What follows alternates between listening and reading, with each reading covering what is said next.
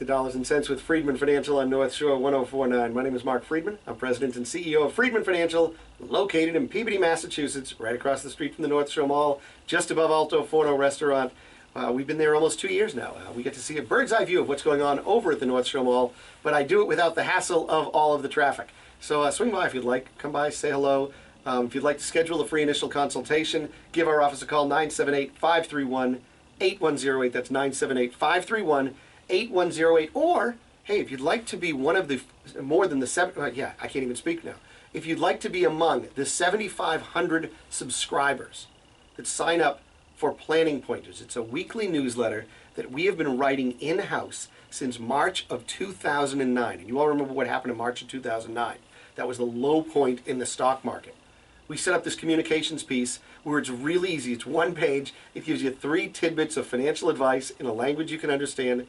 You can sign up for it. All you need to do is go to my website, freedmanfinancial.com. That's Freedman, 2 E's and a D, financial.com. Go to the bottom of any page on our website, and that's where you can sign up. You put in your name, your email address, and boom, you're done. That's it. I promise you, I will not call you. You won't get these heckling calls or, hey, I saw you signed up for a newsletter. Would you like to come in for an appointment? No. We've been doing this far too long. We have great clients. We have generations of clients. We'd love to add you as to our client base if you're a good fit for the firm. But I want you to do it when the time is right for you. Working with a financial planner and getting your financial house in order and planning a strategy for your future requires a commitment. And some people don't like commitments. I mean, look, everyone's going to talk about going to the gym. They're going to go to the gym in January and say, this is the year I'm going to lose 30 pounds. Or this is the year I'm going to go on a diet. And they do it for about 6 weeks and then the commitment ends. Sometimes we do it for 3 days and the commitment ends. Financial planning is something that is not very difficult to commit to once you get started, because a lot of it is set up automatically. The responsibility is ultimately placed on the financial advisor to try to guide you, communicate, coach you all along the way. There is some work that needs to be done by you to start it all up. And if you're willing to make that commitment, we'd be very happy to talk with you when the time is right. But now, as we approach the end of the year, there was this story that came out. It was in a website called The Balance, TheBalance.com. And it was called Things to Put on Your Year-End Financial Checklist. It's one of the stories that I've actually included in our newsletter because I thought it was pretty good. And so I thought I'd share some of these ideas with you. One of the things it says to do, which is always a challenging thing, is to find time when you, your partner, your spouse, have time that is uninterrupted. Try to find an hour in your day that's uninterrupted. That means your phone is in the other room. You don't even hear it vibrating. The TV is not running. Music isn't playing on your Alexa. The kids aren't screaming. The phone isn't ringing. There's nothing in the oven. Maybe you just have a bottle of wine and 2 glasses, and that is all. I don't even want the fire crackling because in 15 minutes you'll think, oh my goodness, we have to put another log on the fire. Just uninterrupted time. If you could find that, uninterrupted time, might you have an opportunity to sit down and ask yourself, how are we doing compared to last year? You know, politicians talk about it all the time. You know, are you better today than you were 4 years ago? When's the last time you asked yourself, are we better today than we were a year ago? I'm not talking about economically. I'm not talking about the big picture stuff. Just you. Are we as a couple, as a family, better today than we were a year ago? And let's write down the things where we say, yeah, we are better. Maybe we've found more time to be with one another. Maybe we have stable jobs. Maybe that's something that's really nice. Maybe we increase the amount that we put into our 401k plan. Maybe our savings has grown. Maybe the value of our house is up. Maybe we paid down debt. Maybe we were able to send a child off to college. What are some of the things that we're better off today than we were a year ago? And what are some of the things that we could say, you know, if we really put our mind to it, maybe we could work on a few things. If you could just do that, and take that list of here's the things that I hope to do for next year and put it away in a little time capsule that you'll reopen a year from now. And you know what? I know that you could do this because you could put it somewhere. Now, you'll forget where you put it, I'm sure of that. But that's why we have our phones. Now you can go and get your phone and put in a reminder that, hey, go look at the time capsule that I buried in the back of my closet. And you pull it out a year later. If you could do that, that simple little task, finding uninterrupted time to sit together, talk about what you've done well, what you could hope to do better, and what your plans are for the following year, that is the greatest start of a financial plan. Now, yeah, that's short-term stuff. Financial plans require both short-term planning and long-term planning. What are some of the big expenses that you might have coming up this year that you really need to think about and plan for? Maybe you got a wedding coming up. Maybe you have to replace the roof on the house. Maybe it's time to change the liner on the pool. Or maybe you need to buy a new snowblower. Those aren't part of the day-to-day, month-to-month expenses. What are some of those? And then what are some of those bigger plans? And could you imagine being able to sit together and just kind of dream?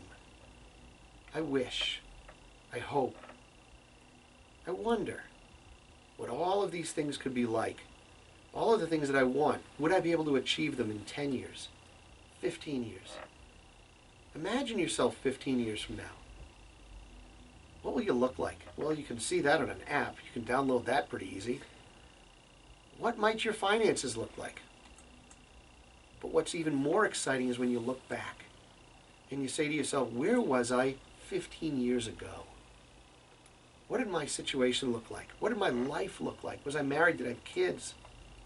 Was I divorced? Was I remarried? Were my parents alive? Think about that. When you work with a financial planner, we're going to capture what those hopes and dreams and goals have been all your life. Every time we meet, we capture those stories. And being able to bring those stories back to life from 5 years, 10 years, 15, 20 years or so years ago, that really puts your life into perspective. And you realize it's not about trying to pick the next big stock. It's not trying to win it big or take big risks. It's about the incremental things that you did well and what you were successful with. That is one of the greatest things that you could do as a last-minute treat for yourself as you approach this year. Think about it. The second thing you might want to think about is getting on a debt diet. Will you get yourself out of debt? I oftentimes find it interesting that people don't seem to think that their mortgage is debt. They say, oh, I have no debt. I have no credit cards, no student loans, no auto loans. Do you have a mortgage? Oh, yeah, I have a mortgage. Folks, that's still debt. Now, I'm not saying debt is a bad thing. In fact, right now, with interest rates being as low as they are, maintaining your debt is a good thing, as long as it's maintained in moderation. But maintaining personal loan debts, student loan debts, even student loan debts that can be expensive. I mean, if you've just had them for a few years, that's one thing. But if you're still carrying your student loans from 30 years ago, folks, it's time to cut those down. If you're carrying credit card debt, now that's really bad. Credit card debt needs to go away.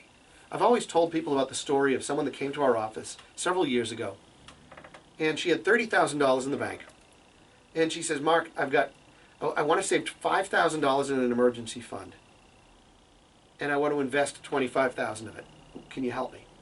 Now, first of all, I explained to her that I wasn't going to be the person to help with that because, first of all, that's not what we do. We don't just make a simple investment decision. I need to know the whole financial situation. Secondarily, the situation that she presented wasn't one that really fit with the scope of our office, but I was more than happy to provide her with some free advice.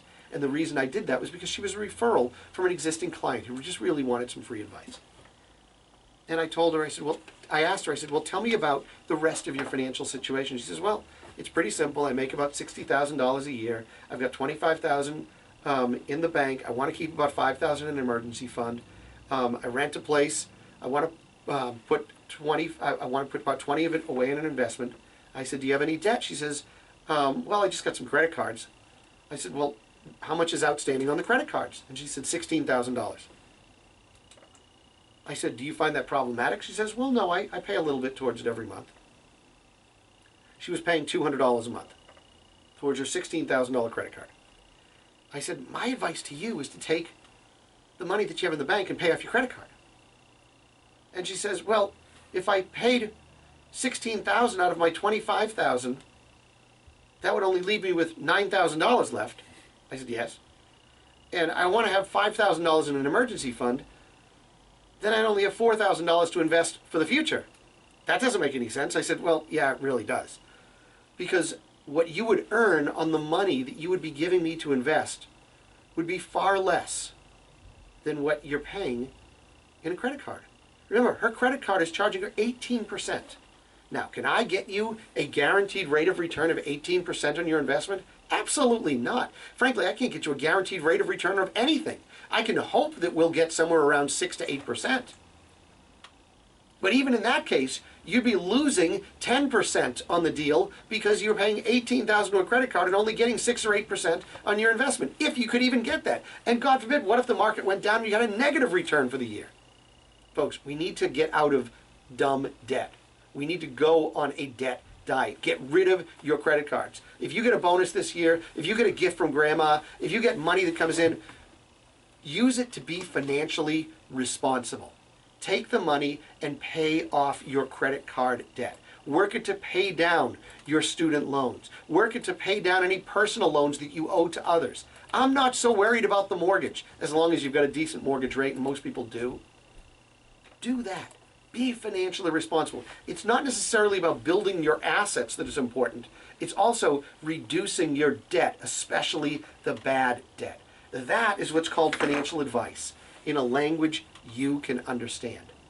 We got the holidays coming up, and I hope you all find good cheer, spend time with family, be responsible with all that you do, and make some good decisions this year. And if one of those decisions is to say, I need to get my financial house in order, I hope you'll think about us. I hope you'll give us a call. Our phone number, 978-531-8108. That's 978-531-8108. We are Freedman Financial, where we've been providing financial advice in a language you can understand to individuals and families all around the North Shore, the Merrimack Valley, and the southern New Hampshire area. If now's the time to get serious about your financial planning, I hope you'll give us a call. I got to get out of here. We'll be back again next Sunday from 8 to 9 a.m., providing you with more financial advice in a language you can understand. You're listening to Dollars and Cents with Freedman Financial on North Shore 1049.